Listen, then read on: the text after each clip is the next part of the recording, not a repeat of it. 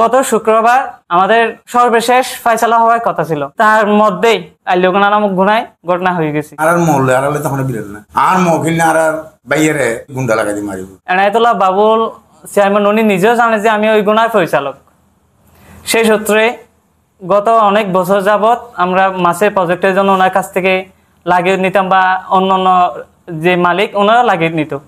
কিন্তু গত মৌসুমের সময় থেকে আমরা ওনাকে অভিযোগ করে আসছি যে আগামী মৌসুমে আমরা মাছের প্রজেক্ট করব। যে আমি যেহেতু পরিচালক, আমি ছোট, উনি আমার পিতার ভাই হিসাবে, আমাদের সকলের মুরব্বী হিসাবে আমি ওনাকে দায়িত্বটা দিলাম। তো আমার দায়িত্ব, আমি বললাম ওনাকে আমার পক্ষ থেকে আপনি চারদিকে বান্ডই দিয়ে দেন, আর আমাদের সামনে যেন মাছের প্রজেক্টের ব্যবস্থা হয় ওইটা করে দেন। তখন এনায়েতুল্লাহ বাবুল চেয়ারম্যান উনি ওনার লোক দিয়ে বলতেছে যে কি এই বছর আমি করবো, চাষাবাদ করবো, পরবর্তী বছর দিব। আমাদের কথা হলো না, আমরা এই বছরেই প্রজেক্ট নিয়ে নিব। তো ওই বিষয়টা নিয়ে আমাদের এই মহেশখালী থানায় একটা মামলা চলতেছে। গত শুক্রবার আমাদের সর্বশেষ ফয়সালা হওয়ার কথা ছিল। ফয়সালা যে আমাদের সালিশকারগণ আবার ওনাদের সালিশকারগণ সব দুই সালিশকার মিলে আমাদের ফয়সালা দিবে যেটা হবে। তার মধ্যেই আমরা যে এই ওসি মহোদয়ের অফিস থেকে বাসায় যাচ্ছি, প্রতিমধ্যে আল্লিগোনা নামক গুনায় ঘটনা হয়ে গেছি। আর যার সাথে যে ভিকটিম উনি হলো আমার ফুফাতো ভাই। আর সেই সূত্রে ওই নাটকের ঘটনা সাজিয়ে এনায়েতুল্লাহ বাবুল চেয়ারম্যান গতকাল আমাদের সাথে এই ওসি মহোদয়ের সাথে সালিশের বৈঠকে না বসে এখন আমাদের বিরুদ্ধেই মামলা করতে চাইছে। সঠিক তদন্তের মাধ্যমে আমরা যদি অপরাধী হয় তাহলে আমাদের উপর অবশ্যই এই প্রশাসন ব্যবস্থা নেবে। আর যদি আমাদেরকে ফাঁসানোর জন্য যদি এনায়েতুল্লাহ বাবুল চেয়ারম্যান যদি কোনো নাটকীয় ঘটনা ঘটে তাহলে আমরা তার ন্যায্য বিচার দাবি করব।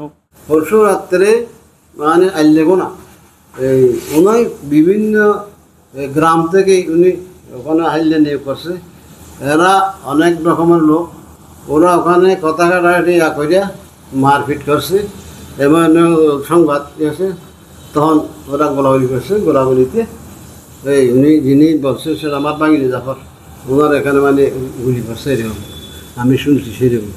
আর আমরা তো সেদিন এই রাতের 1:30টায় আমরা থানা ছিলাম, ওখান থেকে অনেক দূর একটু মানুষ লোক যাইতে রাত্রে সেটা যাইতে পারলো না, কাটিয়ে কোথায় এরকম দিয়ে, তাহলে এটা হলো বিশ্বাসযোগ্য নয়। তো কী করবো, এনায়েতুল্লাহ বাবুল রায় আমাদের পক্ষে যাবে, এই দহল সারি দিতে হবে এই প্রজেক্ট দুইটার এতদিন পর। এই আশঙ্কা এই মাইয়া হয়ে আমাদেরকে মামলা ফাঁসাইয়া এটা আবার পূর্বাবরের মতো দহলে রাখার জন্য আমাদেরকে হয়রানি করার জন্য অর্থনৈতিক এই মানে ইয়াটা করছে। দৈনিক জীবের সীমের হাঁড়ি আছে, এই বলতে আল্লিগোনার হাঁড়ি, এই বলতে ও সেরছে মনের বাবুল তারা বকদা হলো। তো এই বেহার যদি ফানি ঢুকে পেলে লিবে তার সাথে গুণা করে নিয়ে দিব, এখন সীমের হাঁড়িয়ে বাঁধানো করিব, সীমের হাঁড়ি বাঁধতে যাই রে মলয় নগুলো করলো এই ষড়যন্ত্র দেয়া বাজাবাজি বীরবন্ত আর এখন ফানিয়ে দিতে হয় ফজা দিই ফল পোস্ট সারি দেয় অনেক এনে বাঁকা হাঁড়ি নয় অন্যরা ফল পুটতে সারি দিও আমি গুণা বাঁধি পেলাই এই নালে তারা বাড়াবাড়ি দেই। এখন তারাও দিই বলে হত্যা নামাজ অভিযোগ বা মলয় নগুলোকেও থানাতে অভিযোগ দিই।